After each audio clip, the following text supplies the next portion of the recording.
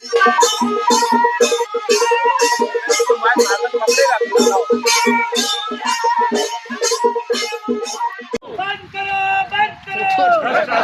बंद करो, बंद करो, बंद करो, भ्रष्टाचार बंद करो, बंद करो, बंद करो, भ्रष्टाचार बंद करो, बंद करो, बंद करो, भ्रष्टाचार बंद करो, न्याय आपो, न्याय आपो। તમામ તલાટી સાહેબ ગ્રામ સભા લઈને ત્યાં કામ માંગશે તો ત્યાં સરળતાથી કામની 5 કિલોમીટરમાં અંદરમાં તો મજૂરી સાહેબ તળાવ ઊંડા કરવાનું કામ ચાલુ કરશો ને તો પણ ચાલે. नमस्कार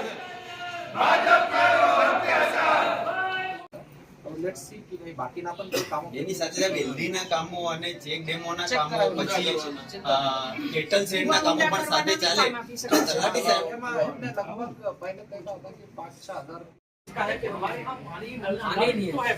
नल आ गया, पानी नहीं आया और वो जो घर वेरा है ना उसकी पावती में पानी वेरा बिल्कुल हम बता पानी वेरा आ गया सर, पानी वेरा सफाई वेरा सब चढ़ गया, सफाई वेरा सब चढ़ गया।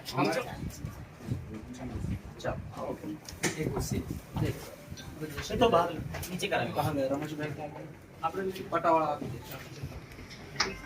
सर हम जिला कांग्रेस समिति की ओर से आपको आवेदन पत्र देने आए हैं।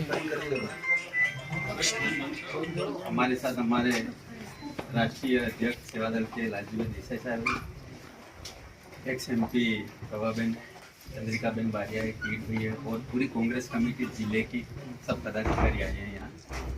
सर दाहोद जिले में जो एनआरजी का कायदा सरकार ने बनाया कि हर इंसान को 100 दिन की रोजगारी मिलनी चाहिए और उसके घर पे मिलनी चाहिए, फिर भी सर अभी किसी को रोजगारी नहीं मिली।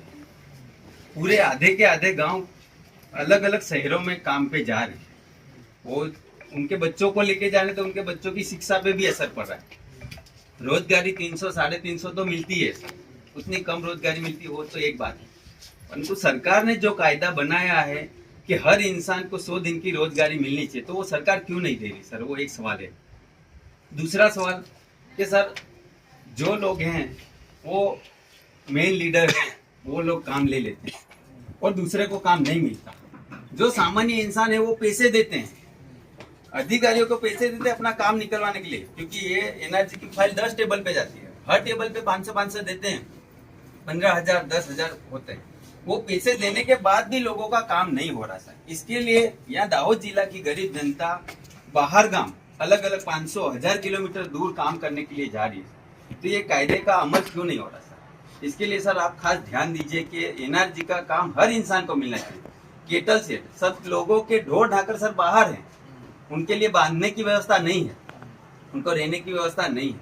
उसके साथ सर जमीन भी यहाँ डूंगराल है, ऊपर नीचे, तो एलडी का काम, जमीन लेवल का काम भी नहीं दे रहे। जमीन लेवल का काम देंगे तो भी यहाँ चौमासे का खेती कर सकेंगे, वो सियाल का भी खेती कर सकेंगे, पर एलडी का काम नहीं दे रहे, केटल सेट का काम नहीं दे रहे, चेक डैम का काम भी नहीं दे रहे सर। एक तालुका में 5-10 काम खाली देते हैं, फिर बोलते हैं कि कोटा पूरा हो गया, ऐसा होता है। तो सर आप खास ध्यान दीजिए कि हर गरीब लोगों को काम मिलना चाहिए, और लोगों को पता नहीं है कि कैसे काम लेना है। तालुका में जाए उससे अच्छा सर आप आदेश करिए कि हर ग्राम पंचायत में तलाटी को बोलिए और टीडीओ साहब को बोलिए कि वहां जाके आप काम दीजिए लोगों को, ग्राम सभा रख के दीजिए कि आपको किसको किसको काम चाहिए। तो हर ग्राम सभा में जाएंगे, हर पंचायत ऑफिस पे जाएंगे तो लोग वहां से काम ले पाएंगे सर। इसके लिए यहाँ की प्रजा, अभी आप देखो तो सर आधी प्रजा गाँव में नहीं है, गुजरात काम करी, मध्य प्रदेश वाली के ये बॉर्डर वाली, गुजरात वाली सब वहाँ महाराष्ट्र जाते हैं, पूना जाते हैं, सूरत जाते हैं, बड़ौदा जाते हैं। इसके लिए सर हम काम के लिए आए। हम बहुत सालों से सर वहाँ टीडीओ में रजूआत करी, सभी जगह रजूआत करी सर। 5 दिन में सरकार काम नहीं करेगी तो सर हम उपवास आंदोलन पे उतरेंगे, यहाँ आत्मविलोपन का भी काम करेंगे सर, क्योंकि हम थक चुके हैं, हम रजूआत कर करके थक गए। 5-10 इंसानों को मिल जाता है काम, दूसरे को नहीं मिलता। दूसरी सामान्य प्रजा पैसे देती है, पैसे देने के बाद भी काम नहीं हो रहा। पैसे लेना गलत है, सरकार उनको तनख्वाह देती है, वे क्यों पैसे लेते हैं? जब तक वो 500, 1000, 2000 नहीं दे तब तक उसकी फाइल अगले टेबल पे नहीं जाती, उसके लिए उसकी फाइल अटकी हुई। वो पैसे देने के बाद भी काम नहीं होता। इसके लिए सर आप उसकी जांच करें और हर इंसान को काम मिले, ऐसा काम करें, ऐसी हमारी विनती है। सर मैं जिसको ये दाहोद है ना सर, सिंचाई तो है नहीं, मुश्किल से आधा इलाका में सेकंड जो विंटर में क्रॉप होता है, बाकी सब मजदूरी पे जाते हैं, सिंचाई है नहीं। लोगों को काम देने के लिए ही ये मनरेगा कायदा बना, कानून बनाया सर। ये मनरेगा में जो एप्लीकेशन की है, मेरा सबमिशन ये है कि जिसकी एप्लीकेशन है उसको अप्रूव करना चाहिए। लैंड डेवलपमेंट, कैटल सेट जो आप बताया वो, तो एक तो काम मिलना चाहिए उनको। अगर जो बंदा अप्लाई नहीं करता, कानून तो ये कहता है कि अगर तलाटी के पास जाके वो खड़ा रहता है तो उसको काम देना है। 15 दिन में अगर वो काम नहीं देता तो 25% उसको बेकारी भत्तू मिलता है, और 1 महीने तक वो अगर काम नहीं देता तो उसको 50% जो मिनिमम वेज है उसका मिलना चाहिए। ये कानून बोलता है, मगर कानून ने गोળી ने પી જવાનું કામ આ ભાજપની સરકાર કરે છે, એટલે અમે આપની પાસે રજૂઆત કરવા આવ્યા છીએ સર। सर 2 साल से नरेगा में कोई काम नहीं मिला है। मैं जिला पंचायत विपक्ष नेता हूँ। अभी सामान्य सभा के अंदर नियामक डीआरडीए भी उपस्थित थे और वहाँ पर सर जोरदार रजूआत हुई। बीजेपी वालों ने भी सर उसमें सुर मुलायम मिलाया कि 2 साल से नरेगा में कोई काम नहीं मिला है। तो वहाँ पर डीडीओ साहब और नियामक डीआरडीए ने खातिर दी कि जितने भी बाकी वेटी मंजूरी है हम तुरंत दे देते हैं, लेकिन आज तक सर कोई वेटी मंजूरी देने में नहीं आई। दूसरा सर वो आशीष रोड मनरेगा में देना की बात कर रहे हैं सर, इसमें तो सर रोजगारी मिलनी चाहिए सर। जैसे चेक डैम है, कुआं है, तालाब उंडा करने का काम इसमें मिलना चाहिए, कैटल सेट मिलना चाहिए। तो सर वो आशीष रोड करने की बात करिए। तो ये 2 सर हमारी मांग है। आरसीसी का मतलब क्या है? आरसीसी रास्ता एमएनए ग्रांट में होता है, संसद में होता है, एटीवीटी में होता है, ट्राइबल में होता है। वो भ्रष्टाचार करने के लिए एक कड़ी है, मनरेगा के अंदर बना देंगे और सब योजना का इकट्ठा करके एक दिखाना है बस।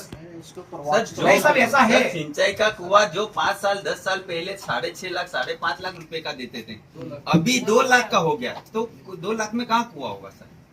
सामुदायिक कुआं तो 5 लाख रुपए का है अभी, ऐसा नहीं। एनर्जी में 2 लाख रुपए अभी बंद कर 2 दिया लाख बंद हुआ, अभी उसने बंद किया 2 लाख। पर 2 लाख में कहाँ सर कुआं होता है? वो तो क्या है ना कि 2 लाख सहा है, बाकी का तो मतलब जनता अपने खुद के पैसे भी डाल सकती है। कहाँ से लाएंगी सर? रोजगारी ही नहीं दे अभी कैसा है